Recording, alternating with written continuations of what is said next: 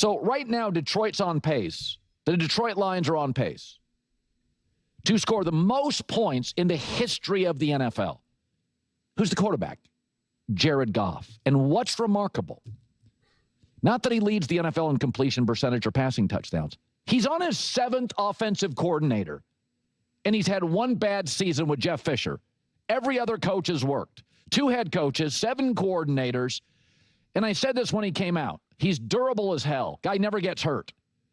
I mean, he's the only quarterback to play every regular season game week 1 of 2022 until today. He's the only one. Crazy durable. He got the you-know-what kicked out of him at Cal, stood up, ready to play every next Saturday. 6'4", great mechanics, sees the field, really accurate. Yes, Sean McVay got him to a Super Bowl. But we didn't know if Dan Campbell was a good coach. We didn't know. He was an interim before, and everybody thought he was, he's kind of a rah-rah guy. 7 coordinators. Jared Goff's, folks, get used to hearing this. Jared Goff's going to be a Hall of Famer.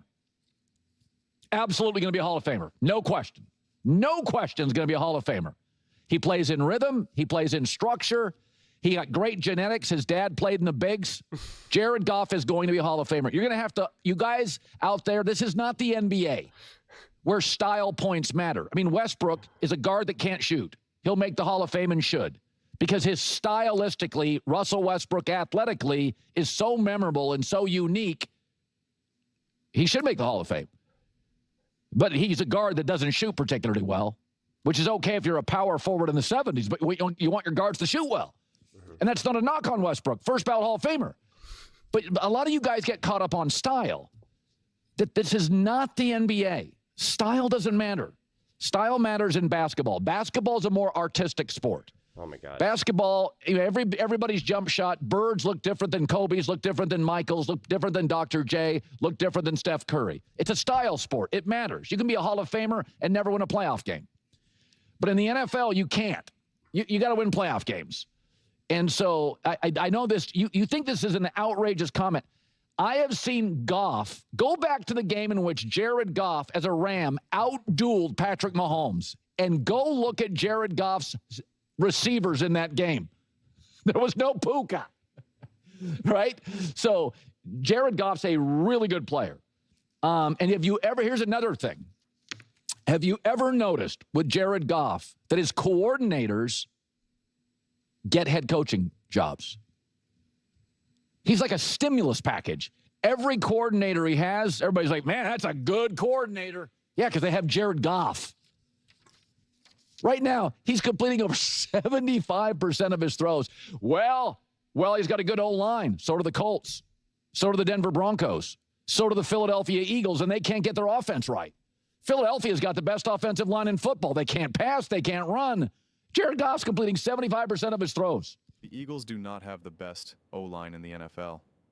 So that's not even true. But I'm actually going to focus on the Detroit Lions here. And I'm not going to talk about Russell Westbrook and NBA and power forwards. We're going to talk about Jared Goff. But before we get more into it, Colin literally said that Jared Goff has only been good with Sean McVay and Ben Johnson. I did the clip, and he praised Sean McVay for moving on from Jared Goff, saying, I can't win with this guy. I need Matthew Stafford. Now he's like, Jared Goff wins no matter who he's with, no matter who's around him. Like, where did this just come from now? Where did this just come from? I mean, seriously. And Colin's been a believer of Jared Goff. He hasn't been a doubter. He really hasn't been. But like also now it's just like he's like, I've been telling you guys all this whole time that Jared Goff's been elite, when it was just like literally last week I did the clip. I talked to Lions fans. I did the clip where he went on and said, listen, Goff needs an old line. He needs this, he needs that. And I said, this is so absurd. Why even bring this up? Every quarterback needs that. And then I went on a whole rant about like, yeah, on a spectrum, can like a Josh Allen or Lamar Jackson deal with like a bad O-line maybe a little bit better than say a Jared Goff or something like that? But like every quarterback needs that, like every quarter. Like that's why I was laughing the whole time. And then he's got great genetics. I'm like, okay. And then Russell Wilson, it's like, wait a second. We're talking about genetics. We're talking about, or Russell Westbrook, excuse me, or yeah, Russell Westbrook and the NBA and the Hall of Fame. I don't even know where we are right now. I don't even know where we are right now. Before we get further into it, Detroit Lions fans, you have been showing up. You have been rising to the occasion. You have been awesome watching the full length of these videos and subscribing. You are one of the few fan bases that I'm saying, please subscribe, please subscribe, please watch the full length of video. And you guys are showing out absolutely undeniably. We've gotten thousands more Detroit Lions fans part of this channel now. And it is awesome. It is awesome. I am trying so hard to build the best possible community I can so I can keep posting and making the best possible Detroit Lions content that I can so we can truly be rooted in this sports world, be truly rooted in a sports talk community that can really just be part of something special, be part of something big. So I want to just keep thanking you. I want to keep thanking you and also keep asking you to please keep doing it. Please keep doing it so we can just keep going. Now back to Jared Goff and the Detroit Lions.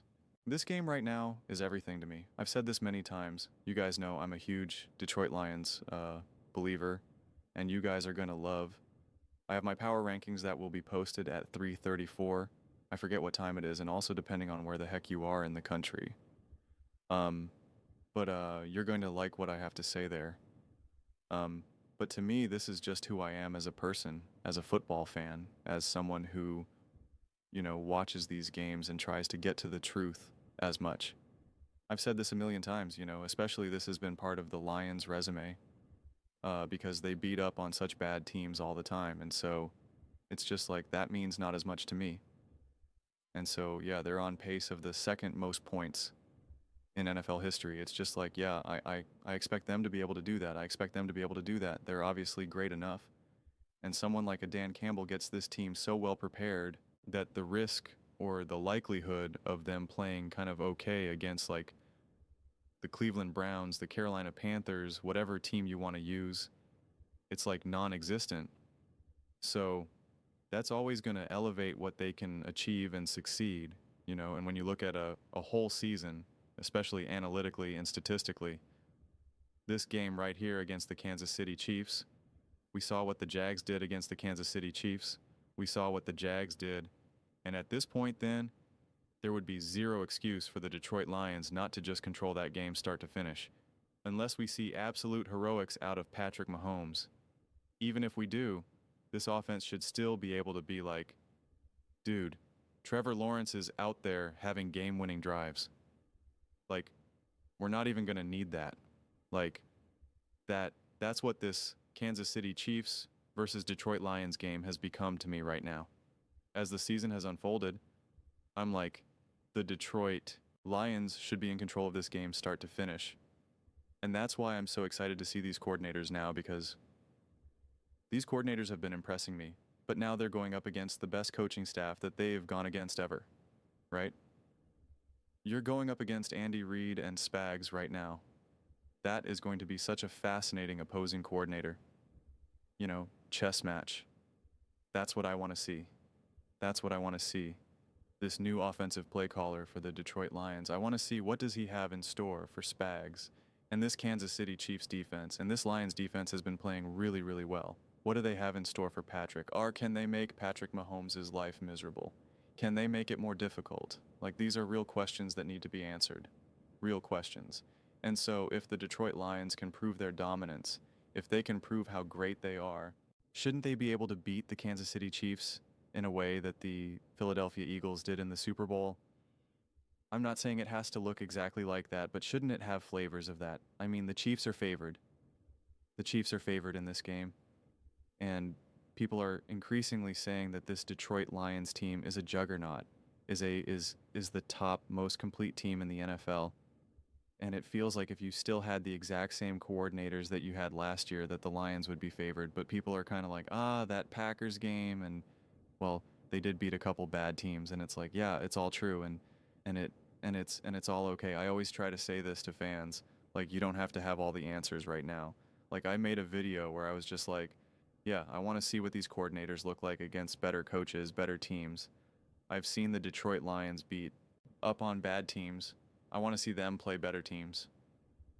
And I even said, like, the Ravens game in hindsight, wasn't, the Ravens are just not anywhere close to what I thought the Ravens were going to be. And it's like, and that's okay.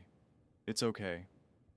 It's okay to not say, right now, I believe the Philadelphia Eagles, the Lions, the Bills, or whoever, the Chiefs, whatever, they're the best teams, they're the top teams, everyone's chasing them. Like, that's not how I personally operate. It's just not. I I like to keep things very fluid and just week to week and just be like, this is my general sense, and then I'm like, I'm now looking to learn new information. I don't always need to try to predict everything before it happens. I just don't. In fact, I don't want to be able to do that. Could be less fun. So, yeah, I'm okay going into a game like this and be like, yeah, there's a question mark. I want to see how they fare against this rather than just being like, I know they're going to be great. Not a doubt in my mind. And it's like, that would be just me making stuff up. And again, I know that can be unpopular, and I know fans don't always want to hear it, but it's just, that's how my mind works. I'm very analytical. I try to be as grounded and as accurate as I can. I don't try to predict things just so I could always be like, I told you so. I told you so. Just who I am. And it's how I like to enjoy watching these games, because now I'm not, like, I know the Lions are going to dominate here, because then it's like, all right, well then why am I watching now? I'm kind of like, yeah, these are some question marks that I want to see answered. Let's go. And when I just see how the Giants play against the Kansas City Chiefs, when I see how the Jags play against the Kansas City Chiefs, and to be clear, I think the Chiefs are a top team. I I I actually see them as a top team. But the Detroit Lions have the better rest roster. They're playing higher quality football right now. There's the sense that they didn't skip a beat losing their coordinators. And if that's all true, then they should be a level above the Kansas City Chiefs. They should be able to be like, that's great. You're not us. Oh, you're at home. Whatever. We're the Detroit Lions. We don't care about that. So that's what I'm excited to find out. But again, don't underestimate the masterclass of Andy Reid, Spags, and Mahomes. Like, you can't underestimate that. But this is a game that there are just enough exciting teams right now where it feels like every one of these games, I'm just like, oh my gosh, I can't wait. I've said this probably like 15 times this season already. Oh my God, I can't wait for this matchup. Can't wait for this matchup. And like I say, if you're a great team and you're going up against another good team, another great team, whatever it may be, if that other team is even remotely compromised, that should be enough. The Kansas City Chiefs are still missing Rashid Rice, their true wide receiver one. That should be enough for the Detroit Lions to be like, oh, okay, great, thanks, thank you so much. You're missing a true crucial piece. Yep, we're good. That's all we needed. We just need the little bit of advantage. And it's the same thing with the Chiefs going up against the Lions. If the Lions were missing, a man Ross Brown, or if, the Bills were going up against the Chiefs and they're missing Rashid Rice, or if the Eagles are missing A.J. Brown and they're going up against the Lions, like it should, from my viewpoint, it should be like, that's all we need. The margin, see 2.5 points, right? The margin is so tiny. It's not even a field goal. Any advantage is like, that's all we needed. That's all we needed. We just needed the littlest bit of an edge. We can lean on you and you will break. So this is the ultimate barometer game for me, for the Detroit Lions right now, because you're going up against the best coach team. From my viewpoint, the best coach team, the Kansas City Chiefs, but the Kansas City Chiefs are clearly not who they are, who they've been, and they're clearly not 100% right now, clearly. And so that should be enough for the Detroit Lions to be like, if we really are just as great as we've been in 23, 24, etc., if we really are not skipping a beat with these new coordinators, then it should be proven against the Kansas City Chiefs. So that's why I can't wait, because there's something real to grasp of this game. It's not just a win. It's not just there's something real here. And we're deep enough in the season now where you can't it's beginning of the season, or this matters right now. This matters tremendously. I love it. We get to listen to Collinsworth just go, oh man. But those are just my thoughts. I'd absolutely love to hear yours. What do you guys all think about the Detroit Lions? Jared Goff, Hall of Famer Jared Goff, coming in hot. Let me know in the comments below. I read every single comment. So, whether you agree with me or disagree with me, either way, let's get in some discussions. Let's get in some fights, but ultimately, let's just have some fun. And please do consider subscribing. We are building an amazing community here, and absolutely love to see you part of it. I want to build something that we all generally feel connected to, something that we're really excited to be part of. I think we're well on our way to doing it, and please don't forget to give this video a thumbs up, as it really does help with the visibility and the algorithm. Thank you so much. See you next